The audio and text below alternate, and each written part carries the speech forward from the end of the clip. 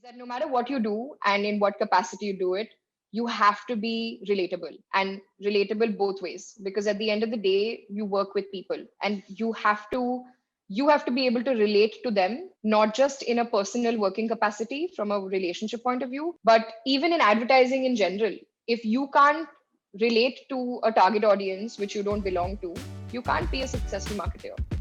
So that relatability, whether you want to call it empathy on one side or you want to call it perception on the other side, or you want to, whatever you want to call it, be able to relate. That relatability is what's going to stand to for you in life in general.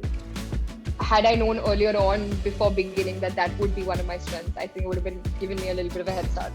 On today's podcast, we have a chat with Prachi Bali, who heads one of India's digital marketing agencies, Foxy Moron. Before starting her journey in digital marketing, she started off her journey heading a leading NGO, Project Chirag. At Foxy Moron, Prachi started out as a manager and quickly scaled the ladder to become the national head. Today we talk about her journey in marketing, the change in role in becoming a leader, and the stress that comes with it, finding time to build side hustles, how the work of a digital marketing agency is evolving, and much more. Quickly hit that subscribe button and the post notification bell, and let's get started with today's podcast.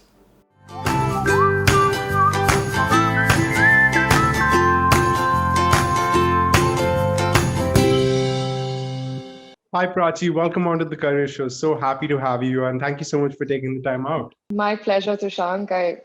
You're running a great show, and it's my pleasure to be a part of it.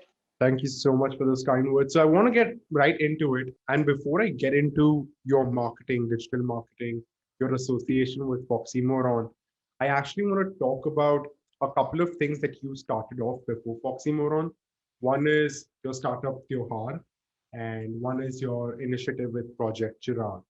You want to talk about how you came across that and why did you start that initiatives and what were your learnings from that part of your journey? Sure.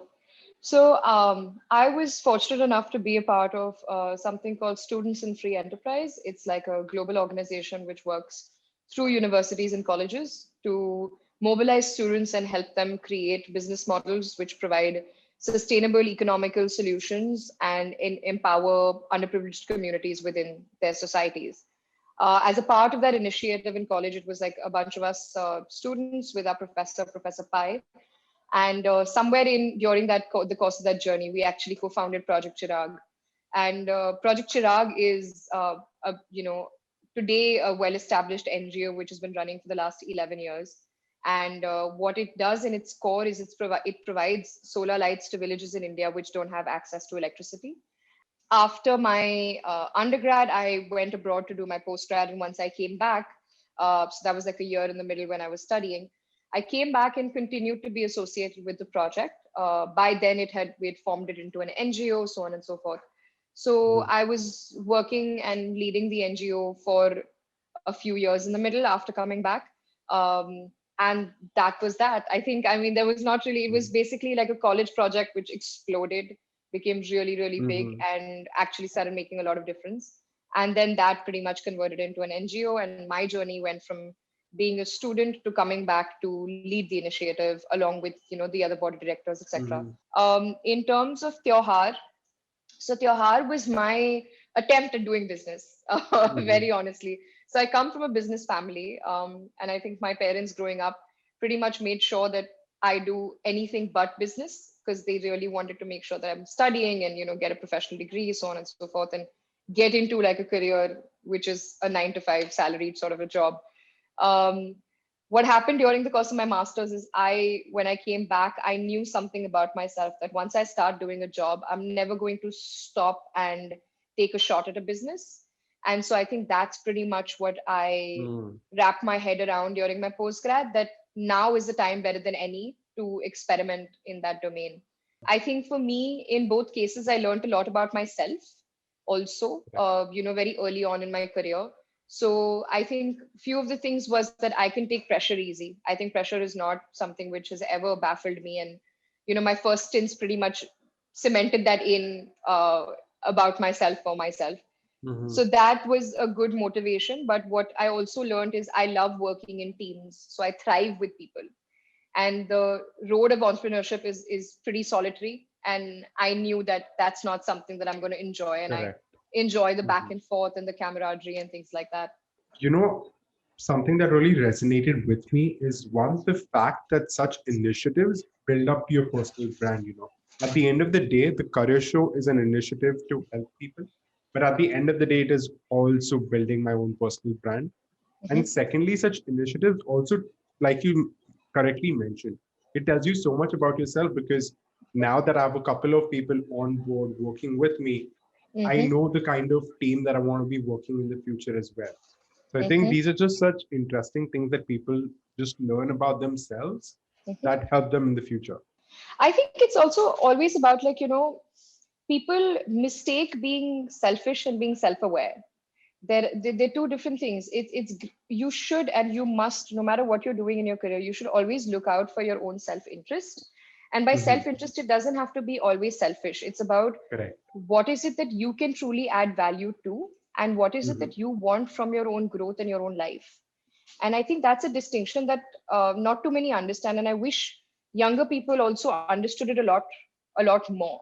you know you keep learning as you keep evolving, and you keep evolving as you keep experiencing or getting exposed to different things. No, 100%. And talking about learnings, I want to talk about how did your learnings from these couple of projects help you approach the start to your journey with Foxy Moron and digital marketing? You want to take us through that, how your initiatives has helped you approach to your new chapter in life? Mhm. So I think, again, in terms of advertising and digital and Foxymoron, I was very clear from a very early age. I think from the earliest I remember is like eighth standard, that I wanted to Wow. be in what I used to call back then branding. That's loosely Correct. what I understood of it. And pretty much like my junior college choice, my choice in degree, everything Hmm. was determined and clearly charted out based on getting there eventually. What Chirag definitely taught me is how to deal with different sorts of people. And that was something that Chirag during college also taught me, and Chirag after, like as a professional experience, also taught me. At the other end, you're of course dealing with villagers, you're dealing with grassroots level NGOs who you're partnering up with for different initiatives, and looking at struggles from a very different lens. Being someone from Bombay, raised in Bombay, been in Bombay all my life, it's very different from the reality of what our country also is. And I'm definitely not one of those who's going to be like, oh, the struggles. Every place has its own struggles, and Hmm. all parts of our country are very diverse within themselves. But it gives you a perspective, and the learning, therefore, I think between on that is, eventually when you look at my career in advertising, at some point I'm also trying to sell to different parts of the country, right? So it Hmm. it very early on put in that concept in my head that you are not you're not your own TG. No matter which brand you're selling, you are not the TG. So I think that is something which was very rooted in me from an early age because of my exposure with Chirag as well, because you get to see the actual population of India in a very different perspective. So I think that's what I learned from that aspect of it. And I think from the business, like from Tyohar, it was pretty much genuinely the business sense of, Correct. numbers, and what wasn't planned but happened brilliantly well is that my startup was an e-commerce website, and I Hmm. set that up in 2011. So website making 10 years ago was extremely different from what it is today. So had my own, did my own photo shoots, did like hustle, like the hustle that you have. Hmm. So I think having that and the experience of setting up a website, I think just from end to end, understanding consumers, using Facebook to advertise, like these were Hmm. things at that time. There was not even paid advertising on Facebook, but just Correct. like how to use Facebook to get out and reach out to the right people Hmm. and things like that. So it all worked out, I guess, from that sense. But when we talk about learnings, and before I get into full-fledged into marketing, I think I also want to talk about the money factor and your thoughts around the money factor. Yes, Project Chirag was like one of your very own because you started that in college. But once you started heading it, I think this is a topic that's not spoken about much. A lot of people are interested in social work, but I think they just dish it away because they're like, oh, it doesn't have enough money, or they start thinking about money. You want to touch on this topic and just explain what the entire scenario is when you're working as a head for an NGO? Mhm. So definitely, yes, it is. Thus, the social sector in India, and this is specific to India because the Mhm. situation globally is very different. But does the social sector in India pay as well? Absolutely not. Unfortunately, not majority of it. There are certain established organizations which do have payrolls and do have an entire operations team set up within those sectors or within their NGOs or within their larger networks. So I think it's over the course of the last decade also the situation has improved a lot more. There are officially, even when we used to fundraise, even till now, there's always a component of administration cost that is built into any kind of fundraising or any healthy kind of fundraising for sure, because you do have to take into account that there is an operations cost involved in Mhm. doing whatever kind of work that you're trying to do. So, yes, I mean, working in the social sector, if you're really passionate about it, I think you just need to chart out your career the way that you would in any other industry in terms of where Mhm. you want to be, what aspect you want to grow in, and where you want to land at. And eventually it's self accountability, right? You have to be responsible for your own goals, your own vision, and your own career graph also. So you can start off with with something you may be passionate about to learn the skills and learn those things. But eventually, if you want to build a career in social and look at it from a monetarily beneficial avenue, then there are very well established organizations, whether it's something like a Dasra, or it's something like, there are so many different foundations which exist, which you can do great work with and still be, paid for in terms of your time professionally. So it's not that you can't be ambitious in social work. The whole stereotypical image of wearing khadi and roaming around in the Mhm. village, that's also a little bit cliche. And I think it's up to us to change that definition and change Correct. the way that we approach it. So Mhm. yeah. No, 100%. Like, thank you so much for talking about that. The goal of the podcast is to provide students with just honest facts about different professions, and speaking about such sensitive topics just makes it easier for us to reach towards that goal. Uh, so thank you for that. And coming back to marketing, you have been talking a lot about change. Change in terms of building a website 10 years ago, change in terms of the development of social work in the country. Let's talk about how marketing has changed, compared to the 80s, 90s. You said when you were in eighth grade, you just wanted to focus on branding, but now you've landed to digital marketing because that's the new normal. Everyone is mad behind digital marketing.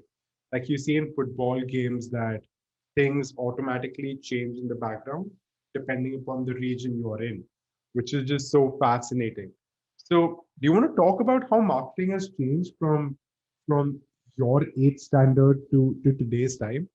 Well, I mean, to be honest, I feel like some aspects of marketing still haven't changed. I don't think they will ever change. But I think what has changed a lot is, I mean, at the end of the day, why I say a lot of things haven't changed is because we're still selling products. If I had to break it down to the most basic definition, that's what the long and short of it is. Products and services, of course. Uh, I think what has evolved is the way that consumers are interacting with marketing. I think that has been the pivotal shift, because I don't think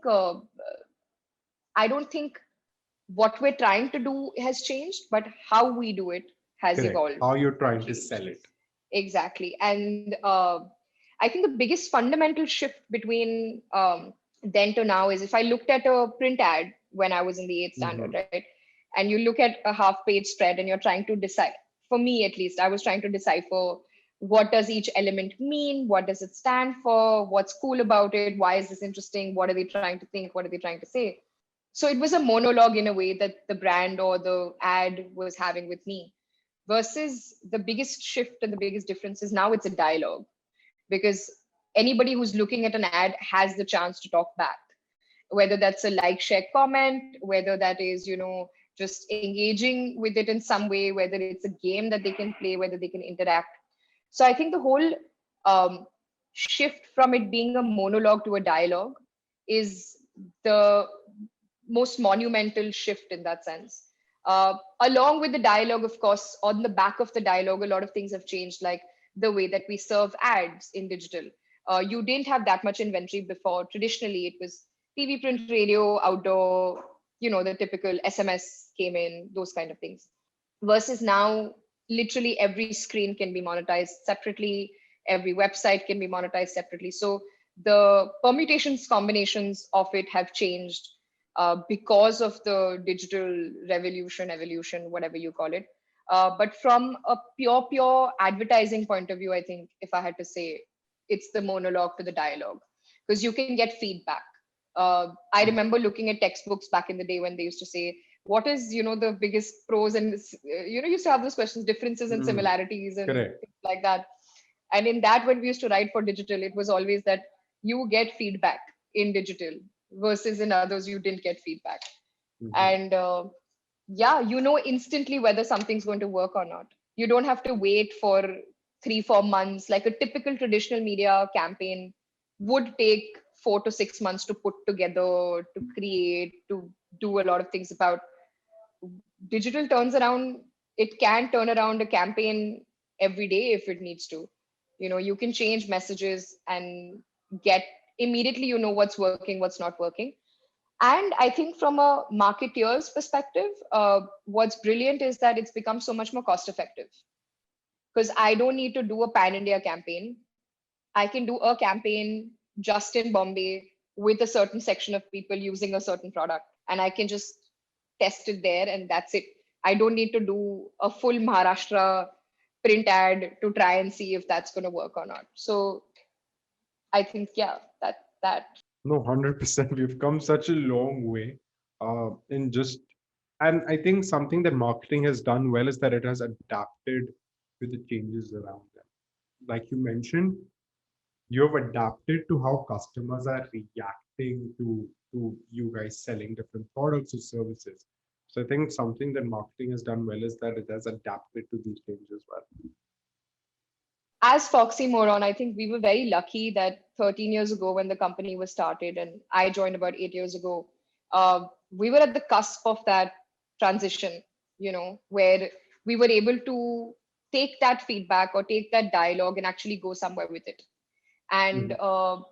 make it a part of an interesting consumer conversation, make the consumer conversation interesting rather than just keeping it to, oh, this is what they're saying.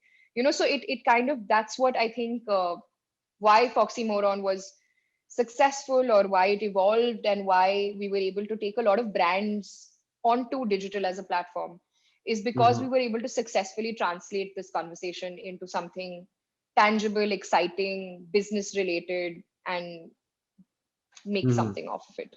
No, 100%. And since we're on the topic of Foxy Moron starting 13 years ago, you've been at it for 8 years. Let's also talk about how your journey has transitioned at the company. So I'm sure when you started off, you would have been a huge part of strategizing these marketing plans with clients, sitting down with them and discussing. But now, as the head, you need to do more administrative work in terms of keeping in touch with clients, making Hmm. sure the team is strategizing well, and giving Hmm. them feedback. So, do you want to Right. talk about how your role has transitioned over the 8 years? I started off as what we call as an account manager, which is, pretty much account management as a vertical within advertising is the domain that bridges the gap between the agency and the client. So that team is essentially responsible for the business, for the branding, like for running the brand from a holistic point of view. So I started off by not knowing much, because while I knew digital theoretically, I didn't really know it in practice. I had personal accounts, sure, but it's very different ball game when you're doing it professionally. Um, I was, again, because we were also learning as we went. Foxy Moron also kept evolving as I did along with it, and so did we all.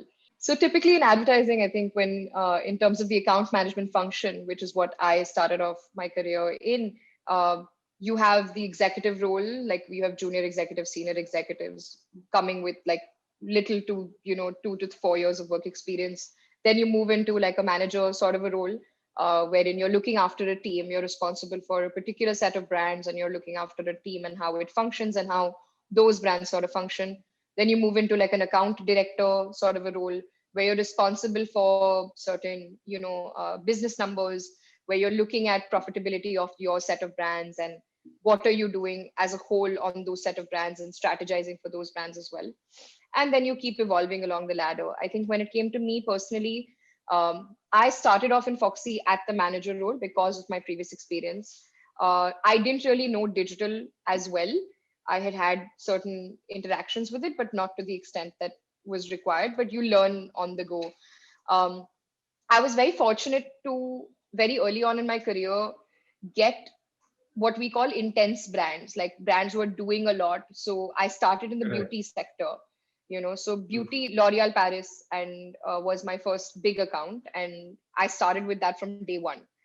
And I had a lot of other accounts, Femina, FCUK, Armani. Like I was within, that was my realm of the brands that I was handling. And what was cool was that I was working with the agency and the client both to actually make the story of these brands on digital. So which is kind of what propelled my understanding, my growth, my journey as well, the strategy that you're speaking about also, right? Like we started the Instagram page of this brand, and we grew it to a point where it was the largest Instagram handle in the beauty category in the country, and that was 10,000 followers. Like if you just to give you a comparison of scale, this is not very long ago, this is like 7 8 years ago, and 10,000 followers was a big deal on Instagram back then. um, but there was no paid promotions at all, so it was like you're gathering one follower at a time, and it was all organic. um, from there, I think it moved into leading a cluster. So I was looking at a bunch of important businesses within the agency. So within the Bombay office, I was one of four, so I was handling 25% of overall brands, if I had to just put it very simply. So Correct. because account director was something that my team and I was able to successfully pull that off. Then 5 years ago, so basically 3 years into my career, I moved to Delhi, to Gurgaon to be particular. I moved to Gurgaon, Mhm. not Delhi. I moved to Gurgaon to lead the business here in the north. And it was a very small team. So it was pretty much like running my own cluster, like as you would call Correct. it, what I was doing as Mhm. account director, but with a lot of added operational responsibilities. So, HR was my concern, finance was my concern. I had a P&L to handle. So, what are your top lines? What are your bottom lines? These were things that you're not aware of. You're responsible for training everybody. You're responsible for making Mhm. sure that the learning is happening. Salaries are like everything is fine. Collections, clients are paying you on time. Correct. So those things get added to the mix in a big way. And that was my role for 4 years hence, which was the Mhm. business head for the north. So running the business as an entire business, not just as what are we going to do for the brands, but how is the office going to Right. run as well, along with all the other things. So it kept expanding. And I think in last year, as I started to lead the client partnerships role, it's kind of like doing what I was doing earlier, but at a much larger scale. So yeah, it's you're playing the same game, just the stakes are very, very different, different and much larger now. I want to talk about your fast track journey because that is something that is inspirational to many. And as and when I read about it, I also felt like that was just amazing. But before that, I want to touch on the intense brands that different agencies receive. As a junior executive, someone who's just entering into the business, Mhm, working with these intense brands can be a lot for some of them. I've heard there's an mhm. aura that they have been pressurized to work really, really hard just because it's an intense brand, it's a big brand, so the deliverables are higher and need to be up to Yes. the standard. Yes. What do you want to say to these upcoming junior executives, and how can they deal with this pressure? And is this aura something that they can fight with? Great question. And I think all the forums that I speak at, I make it a point to mention this particular aspect. Don't get into advertising if it is not something you're passionate about. And I am not saying that to mask the work pressure. I'll come to that. But I think this is 101. I find so many people that I interview or so many people that I work with, they get into it because it's the cool thing to do. Advertising is not just the cool thing to do. It is a serious business with a lot of money involved uh, on every aspect of the world revolves around advertising as we know it. To your question of the difference between like work pressure and how people should look at it. I was actually reading an article today. It was a Harvard Business Review article about the difference between spending time and spending energy, right? Mm, And I think I was personally fortunate enough. I feel like to go through a lot of peaks and troughs from from a point of view of, because my journey was fast tracked.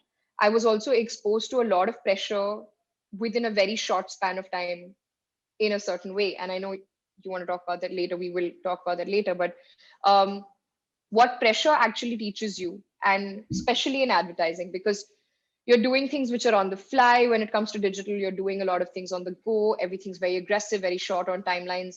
It is the nature of the game. And I never advise people, it's not for the faint hearted. Advertising is not for the faint hearted. It is everything that you see in Mad Men and then some.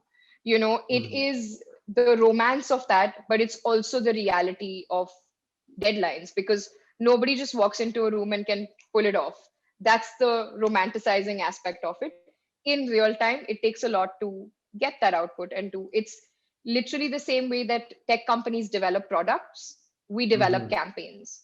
It takes the Correct. same amount of intellect and effort to get there. Mhm, uh, so what I was saying about energy and time, being in the right frame of mind and finding the right focus in what you're doing is of paramount importance. Most of the successful people I know spend the same amount of time that they're supposed to, but the difference is they get a lot done. So it's about initiative for sure, which is coming from passion. It is about the respect of time. What I believe the youth today doesn't take very seriously is self accountability. You're responsible for your motivation. You can't expect the company to motivate you. The company is a non living being. How can you expect that out of somebody? They are responsible for enabling you, for mhm, training you, for giving you the resources, for having those kind of conversations. But you still have to find your own source of motivation. mhm, Company can enhance and grow and do those things. So you're responsible for your energy when it comes to your motivation, for your own focus, and also for recharging yourself. you know People very often, like I had this is something I anyone who gets stressed out or who gets triggered, and everybody deals with their own issues in their own ways. Something I realized a few years ago, I would say 4 or 5 years ago, email notifications used to trigger me. Right, it was just a tick, because it wasn't that I wasn't checking emails. I was always on emails. That's the nature of what we do. But just the noise, the ping on the phone would bother me, whether it was the weekend or whether it was after hours. I took a very conscious effort to turn that off. I still have email on my phone. It's accessible when I want it, but the nature of the phone is mobility. It is not anxiety. So you have to control how it affects you. So I can access any given email at any given point in time if I need to on my phone. That is the job that the phone is like, that's what it's there for. But that doesn't mean that every time, even if on a Saturday somebody's emailing me, I have to look and, oh, yeah, I'm not going to respond. That's not, if your brain starts thinking, you're not giving it a chance to reboot and relax. right? And that's on you. I'm a big fan of self accountability. So that is on you. You can control that. You can trigger that. Like you can control how you feel about it. And if you are focused in your day during the week, there is almost never that you need to be working on weekends. Don't get me wrong. I have spent enough and more nights in office. I have been in office till 3, 4 o'clock in the morning. What I call it is paying your dues. No matter which agency, no matter which industry you work in, you have to work really, really hard. There's no substitute for that. If you don't know how things can work slow, how are you going to speed up the process? How are you going to make it more efficient? So that's like paying your dues. But as you keep evolving and growing, your job is the sign of you getting better at your job is being able to do it quicker. So that's what. So to summarize, I can clearly say that the pressure is there, but it all comes down to having that passion, knowing how to use your energy to be efficient, and then also having self accountability to make sure that you can reach Yes, absolutely. Very well summarized. it. Perfect. So the second last question that I have is talking about your fast track journey. Are there three things, either three accomplishments, three reasons for the fast track, or three challenges or three learnings during that fast track journey that you want to talk about? The biggest barrier, I would say, or the biggest hurdle in the fast track, what I was alluding to a little earlier, at a very young age, because I became business head at 27, the people across the table, I had 4 years of work experience, like in Foxy, in digital, in advertising at that point. The people across the table had a minimum of like 14 years of work experience, right? So there was like a massive difference. So I think the hurdle for me was moving to a market like the North, where a lot of things are relationship based. A lot of things are also, unfortunately, male female based, right? They don't consider a girl as a boss. So for me, I think moving to the North, there were those typical stereotypes of how is she so young? How is this the she? How can she be a boss?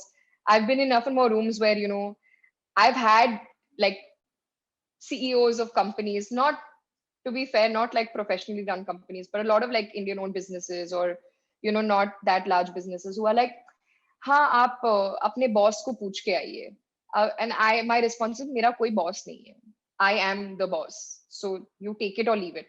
So it took me a while to get to the stage where I can say that. Um, Not from a company standpoint, because all due credit where credit is deserved. Prateek and Suvir, who are the two co-founders, they have always been extremely supportive, they don't even give, they don't give a damn about any of these things. They were like, you know what you're doing, go for it. And like, you tell us what you need. And, they're like that. And we're all the same age, so we've never thought about it in that way. But it's more from like the exterior, like the resistance that you get for being young and for being a girl and for being those things. So I think those were the barriers. For me, what was an accomplishment was being able to grow the business in a tangible way, because that's pretty much the only assurance you need.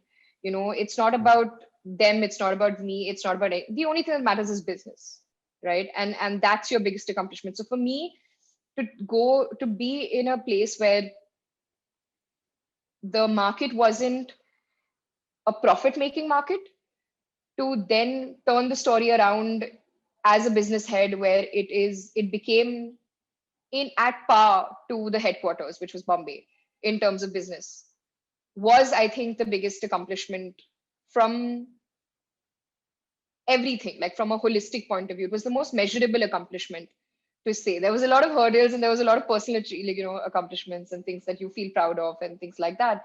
But I think from a tangible milestone point of view, just to sit at the end of the year in March and be like, yeah, okay, we're giving competition and we're fine. Like, as a market, you've been able to pull off something from loss to as big numbers, if not more.